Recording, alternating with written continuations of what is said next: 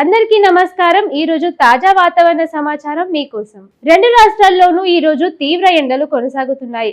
గరిష్ట ఉష్ణోగ్రతలు 38 సెల్సియస్ నుంచి 42 సెల్సియస్ వరకు నమోదయ్యే అవకాశం ఉంది। ప్రస్తుతం ఆంధ్రప్రదేశ్ లో ఎక్కువ ప్రాంతాల్లో తీవ్రంగా ఎండ కొనసాగుతోంది। ప్రత్యేకంగా రాయలసీమ ప్రాంతాల్లో ఉష్ణోగ్రతలు 40 నుండి 43 డిగ్రీల వరకు నమోదవుతున్నాయి। అనంతపురం, కర్నూలు, కడప జిల్లాల్లో హీట్ వేవ్ పరిస్థితులు కనిపిస్తున్నాయి।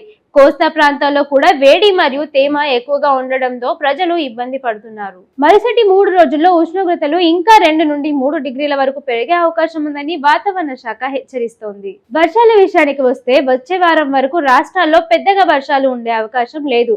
అందువల్ల ప్రజలు తప్పనిసరిగా జాగ్రత్తలు తీసుకోవాలి। మధ్యాహ్నం 12 నుండి 3 గంటల వరకు బయటికి వెళ్లకుండా ఉండండి।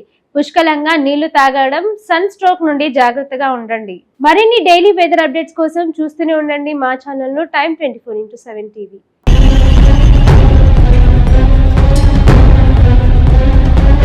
షేర్ చేయండి, లైక్ చేయండి, సబ్స్క్రైబ్ చేయండి। మరిన్ని వీడియోల కోసం బెల్ సింబల్ పై క్లిక్ చేయండి।